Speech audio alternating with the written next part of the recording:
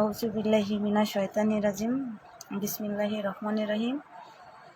আসসালামু আলাইকুম প্রিয় গ্রাম পুলিশ ভাই ও বোনেরা এবং ফেসবুকে থাকা সমস্ত বন্ধুদেরকে বলছি, সবাইকে আমার তরফ থেকে আসসালামু আলাইকুম এবং আমার অন্তর থেকে শুভেচ্ছা এবং ভালোবাসা।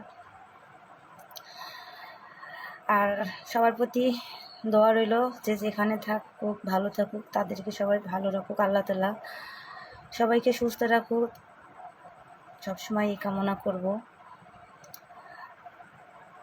আসলে আমি লাইভটা খুব একটা আসি না এবং লাইভ খুব একটা করি না, তারপরও আজকে আসলাম আপনাদের মাঝে কিছু কথা বলতে।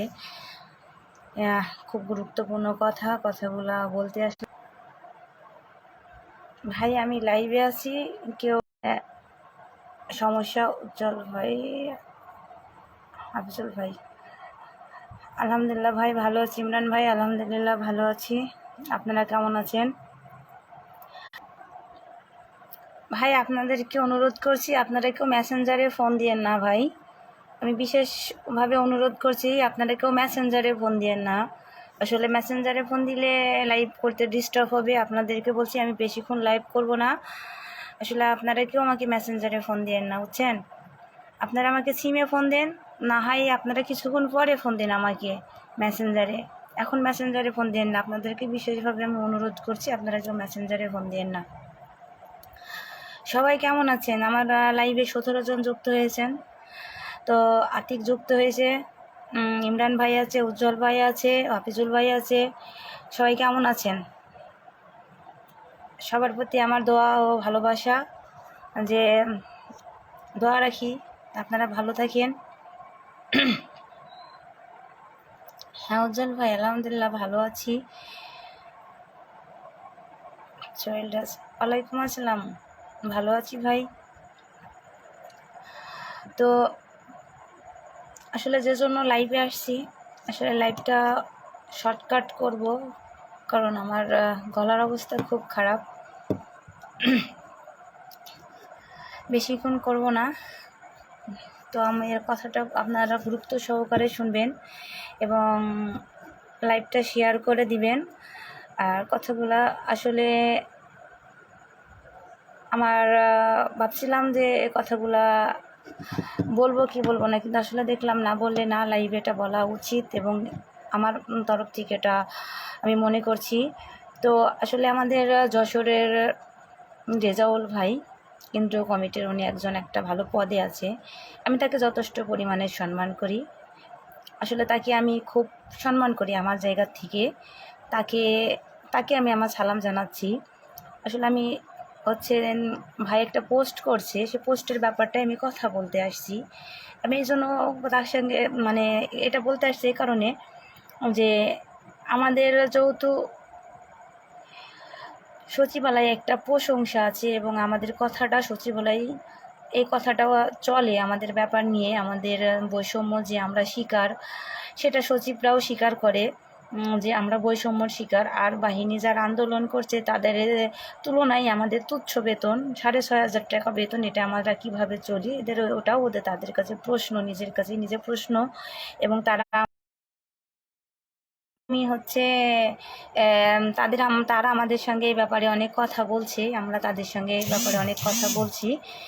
কথা হচ্ছে যে আমরা আমাদের যেহেতু কথা দিয়েছে, সে আমাদের 7 দফার ভিতরে 6 দফা মেনে নিছে, তারপরেও আমরা তো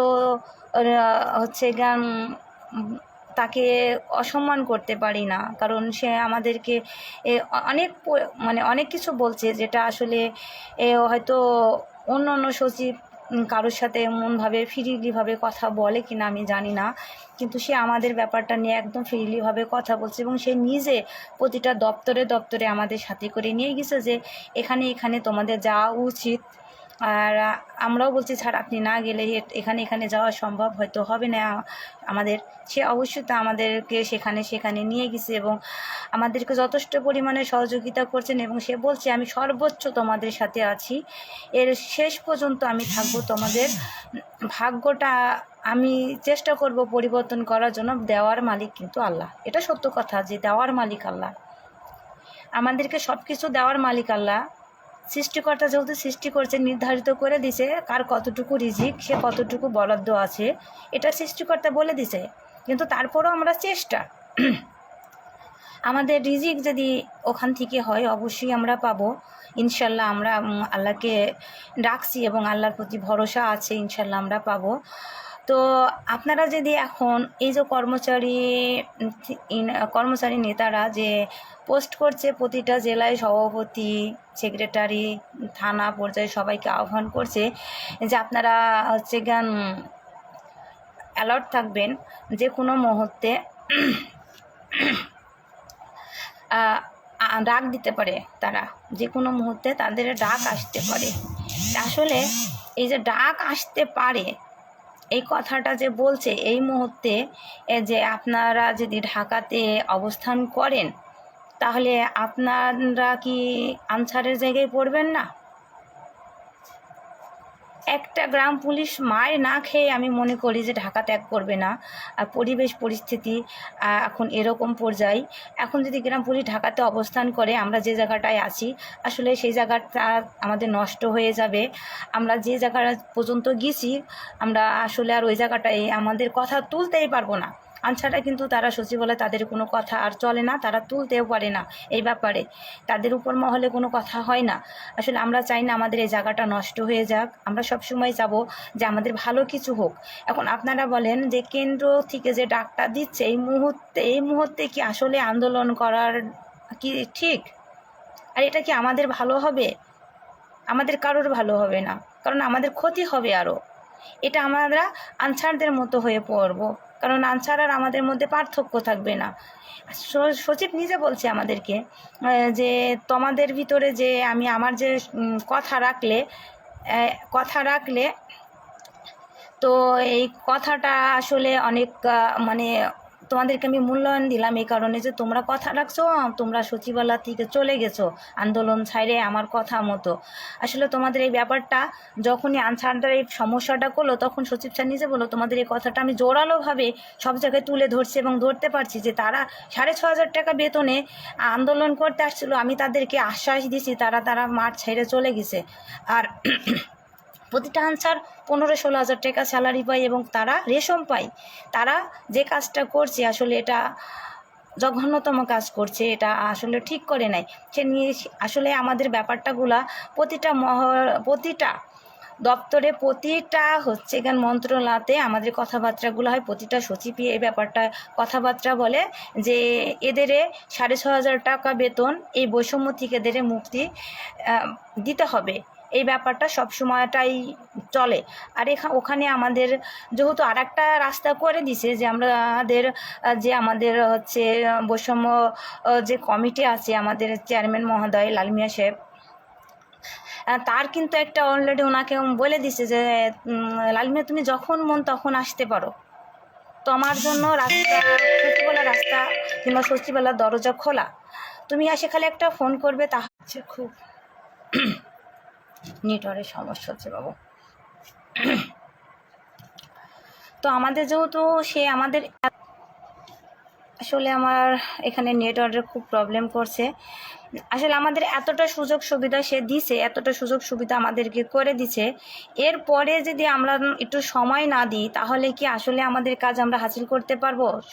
আর আমরা যদি এই মুহূর্তে আন্দোলনে যাই, আমাদের একটা দাবিও পূরণ হবে না, আমাদের কখনো আর ভাগ্য উন্নয়ন হবে না। আমি এটা হলফ করে বলতে পারি, কারণ এটা আমাদের এখন আন্দোলনের করার সময় না। আমরা একে অপরের সহযোগিতা করার সময়, একে অপরের সঙ্গে পাশে থাকার সময়, আমরা একসঙ্গে এখন কাঁধে কাঁধ মিলিয়ে বাকি কাজটা শেষ করার সময়। এখানে কোনো আন্দোলনের ডাক না, কোনো বিরোধিতা করার কোনো ইয়ে না।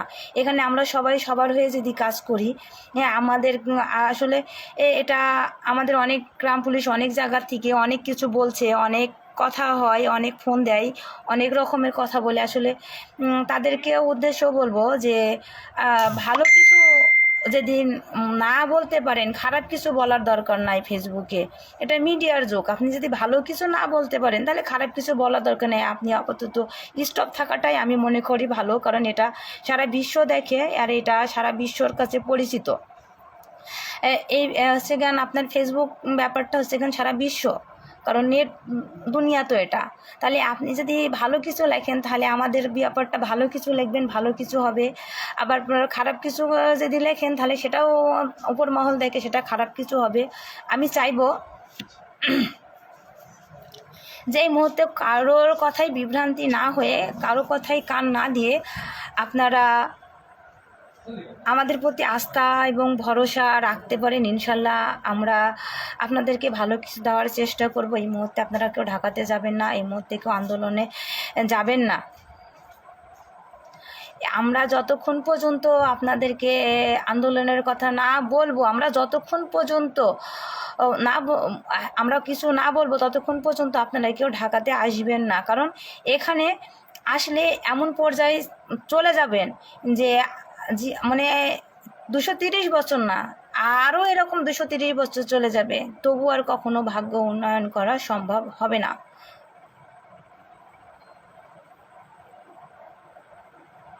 ভাই আপনি যে একটা হয়তো এখানে আমাদেরকে এক ভাই আপনাকে কমেন্ট করে বলে দিছে, তো আসলে আপনি ওনারটাই বুঝতে পারছেন হয়তো, না হলে আমি বুঝাই বলছি আপনাকে। আসলে আমাদের ভাগ্য উন্নয়ন করার জন্য এটা লাগবে ভাই, বুঝছেন। আমরা ওখানে যাই কথা বলবো কি করে? সচিব নিজে বলছে যে তোমাদের একটা কমিটি করো, এই কমিটির মাধ্যমে কাজগুলো শেষ করো। আমরা কাজ করা পর্যন্ত কমিটি প্রতিটা বৈষম্য, আমরা তো এখানে কেন্দ্রীয় কমিটি দিই নাই, আপনারা তো কমিটিটা দেখছেন। তো হচ্ছে আপনারা তো ওখানে আমাদের কমিটির নামটা দেখছেন, এখানে তো আমরা অন্যভাবে কোনো মানে করি নাই, কমিটি দিই নাই। কমিটিটা দিচ্ছি বৈষম্য থেকে মুক্তি পাওয়ার জন্য কমিটি এটা। তো এটা আমরা ওই পর্যন্ত কি, যতক্ষণ পর্যন্ত আমাদের কাজ শেষ না হবে ততক্ষণ কাজ শেষ, কমিটিটার দরকার নেই। কমিটি না হলে তো আমরা কাজ করতে পারবো না ভাই। কমিটি একটা শক্তিশালী জিনিস, কারণ আমরা 9 জন সমন্বয় যেটা বলেন বারবার যে 9 জন সমন্বয় আছেন, এই 9 জনে তো পারেন না ভাই। আমাদের জেলাতেও এটা লাগবে, কারণ আপনাদের জেলাতেও যদি আপনাদেরকে একটা মানে আমাদের কমিটি না থাকে তাহলে আমরা খোঁজ খবর কিভাবে পাঠাবো, আর আমরা কিভাবে একটা শক্তিশালী, যেহেতু একটা সংগঠন না, এটা একটা গঠনমূলক একটা যে আমরা করব সংগঠনটা, এটা গঠনমূলক। কারণ এখান থেকে আমাদেরকে হচ্ছে এই বৈষম্য থেকে বের হতে হলে আমাদেরকে এই কমিটিটা করতে হবে, কারণ এখানে আমাদের একটা শক্তিশালী একটা টিম দরকার। সেজন্য আমাদের এই বৈষম্য কমিটিটা করা, যেন আমরা সচিবালয়তে এটা নিয়ে আমরা দৌড়াদৌড়ি করতে পারি যে স্যার আমরা বৈষম্য থেকে একটা কমিটি করছি, বৈষম্য মুক্ত আমরা হতে চাই। আমরা গ্রাম পুলিশ অনেক দিন যাবত দাসত্ব, এই অবহেলিত এরকম ব্যাপারে যেন আমরা সেখানে তুলে ধরতে পারি, এই ব্যাপারগুলো নিয়ে যেন আমরা কথা বলতে পারি। এই জন্য ভাই কমিটিটা এখানে আর কোনো কিছু ব্যাপারের জন্য না। কমিটি ভাই ওখানেও এই কথা উঠছে 230 বছর যাবত, ওখানে 30 বছর যাবত আমাদের কেন্দ্র কমিটি ওরা চালাইছে। ওখানে আমাদের কোনো দাবি দামা ব্যাপারে কোনো কথা হয় নাই। ওখানে শুধু ওরা অন্য ব্যাপারে গেছে, নিজেদের স্বার্থের জন্য গেছে। তাছাড়া আমাদের দুঃখ দুর্দশার কথা সে তুলে ধরি না, এই কথা আমাদের সচিব মহোদয় নিজে বলছে। ওখানে আমাদের সচিব মহোদয় নিজে বলছে যে এতদিন তো তোমাদের এই ব্যাপারগুলো আমাদেরকে কেউ বলে নাই, আজকে তোমরা বলছো। তো আসলে সর্বোচ্চ কথা হচ্ছে যে আমরা চাইলেই যে সব কিছু পেয়ে যাবো দ্রুত তা না, সময়ের ব্যাপার আছে ভাই। এটা অ্যামাউন্ট একটা অনেক বড় একটা অ্যামাউন্ট। এই অ্যামাউন্টটা তো একটা হচ্ছে এখানে সিদ্ধান্ত নেওয়ার ব্যাপার। ছাড় এটাও বলছে আমাদের যে 2009 সালে একটা প্রজ্ঞাপন জারি হয়েছে, 2011 সালে একটা তোমাদের প্রজ্ঞাপন, অর্থাৎ গ্যাজেট 9 সালেও দিছে, 11 সালেও দিছে। তো কার্যকারী হয়েছে? আচ্ছা, কার্যকারী যেহেতু তোমাদের হয় নাই, তাহলে তোমরা এই প্রজ্ঞাপন নিয়ে কি করবে? আগে কার্যকারী করো, তারপরে প্রজ্ঞাপন নাও। তাহলে কার্যকারী করতে গেলে কি হবে? 4 মন্ত্রণালয়ে এই একটা বৈঠক দিতে হবে। 4 মন্ত্রণালয় থেকে সিদ্ধান্ত নিয়ে যদি আমরা একটা চিঠি ছাড়ি, সেটা একদম কার্যকারী হবে। আর আমি একটা আমার মন্তব্য দিয়ে একটা চিঠি দিলাম, সেটা কার্যকারী হবে না। অর্থ মন্ত্রণালয় গ্রহণ করলো না, স্বরাষ্ট্র মন্ত্রণালয় গ্রহণ করলো না, জনস্বাস্থ্য মন্ত্রণালয় গ্রহণ করলো না, তাহলে কিভাবে হলো? খালি আমি একটা দিলেই প্রজ্ঞাপন দিয়ে দিলাম, স্থায়ী মন্ত্রণালয় থেকে হয়ে গেল না? আমার তো আরও 3টা মন্ত্রণালয়ের সাথে যোগাযোগ করে এটা সিদ্ধান্ত নিতে হবে। সচিব স্যার এটা তো খুব ভালো কথা বলছে, তো সে অবশ্যই আমাদেরকে ভালো কিছু উপহার দেবে, ভালো কিছু দেওয়ার আশ্বাস দিচ্ছে এবং ভালো কিছুই হবে। এটা আমাদের ইয়াং জেনারেশন বৈষম্য বিরোধী কমিটির মাধ্যমেই হবে। আমি মনে করি বৈষম্য বিরোধী কমিটির মাধ্যমে হবে। শুধু আপনারা আমাদের একটু ভরসা এবং বিশ্বাস রাখেন। এই কারণে বিশ্বাস রাখেন যে আসলে আপনারা তো এতদিন সময় দিলেন, আমাদের একটু তো সময় দিবেন। আমাদের তো সময়ই দিচ্ছেন না। কেবল আজকে আমরা মনে হয় 20 দিন, 1 মাসও হয় নাই। আজকে কয় তারিখ রে ছোটা? 3 তারিখ। তাহলে আজকে আমরা 14 তারিখে গেছি আন্দোলনে, আজকে 3 তারিখ, 17 দিন। এই 17 দিনে আমাদেরকে বিশ্ব চিনছে যে গ্রাম পুলিশ বলে একটা বাহিনী আছে, প্রতিটা দপ্তর চিনছে গ্রাম পুলিশ বলে একটা বাহিনী আছে। এটা 6,500 টাকা মাত্র বেতনে চাকরি করে। আমরা সবাই আমাদেরকে চিনছে, এর আগে এইভাবে আমাদের কেউ চিনতো না, অনেকজনই চিনতো না। তো সেই জায়গার থেকে আমি বলছি যে আমরা এই 17 দিনে যদি এত কিছু করতে পারি, তাহলে আমাদেরকে সময় তো দিবেন, তাহলে বাকি কাজগুলো আমরা অল্প দিনে করতে পারবো আশাবাদী। কিন্তু আপনাদের ভিতরে ধৈর্য জিনিসটা কি আপনারা মনে করেন যে হচ্ছে গেলাম আর টুপ করে নিয়ে এলাম, গিলে খেয়ে ফেলে দিলাম? বাজারের থেকে বাজার করলাম, বাসায় নিয়ে আসলাম, কাটাকুটা করলো, পরিষ্কার করলো, ধুলো, রান্না করলো, খাইলাম। এটাও তো একটা সময়ের ব্যবধান, তাই না? এটাও তো একটা সময় লাগে। তাহলে আপনাদের ভিতরে সেই সময়টাই আপনারা কাউকে দিন না।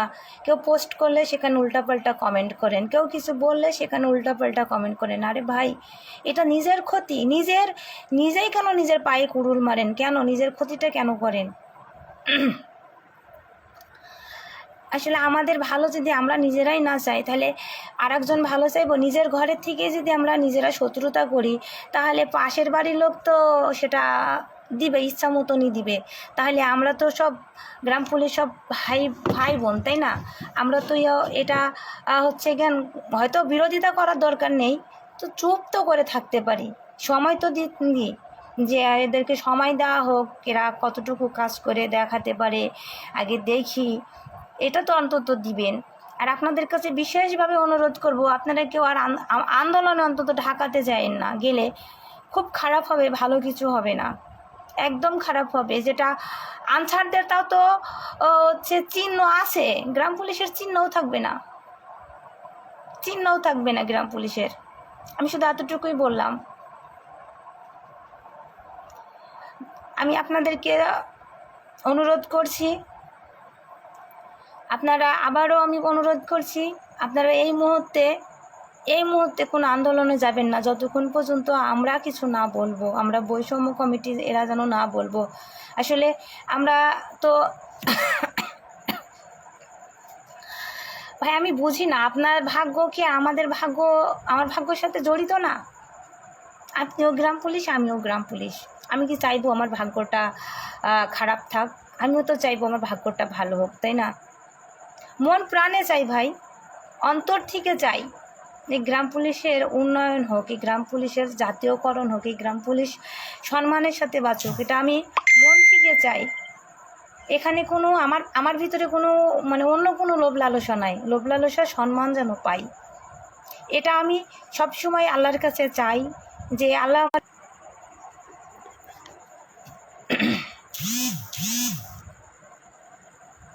তারপর আপনারা মেসেঞ্জারে ফোন দিচ্ছেন ভাই।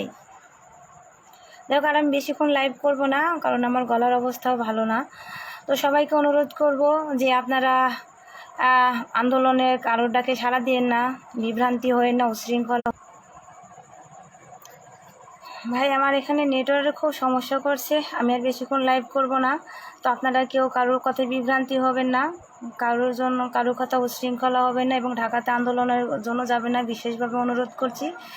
আমাদের যখন দরকার হবে, আমরা যখন প্রয়োজন মনে করব, অবশ্যই তখন আপনাদেরকে সব জানাবো। এবং আপনারা বৈষম্য কমিটির প্রতি আপনারা আস্থা রাখুন এবং এদেরকে নির্দেশনা অনুসরণে চলুন, দেখুন ইনশাল্লাহ ভালো কিছু হবে। সেই সাথে আপনারা সবাই ভালো থাকবেন, সুস্থ থাকবেন, সেই কামনা করি। যে যেখানে আছেন ভালো থাকেন আর সুস্থ থাকবেন। আবারও আপনাদের জন্য দোয়া ও ভালোবাসা রইল। শুভরাত্রি।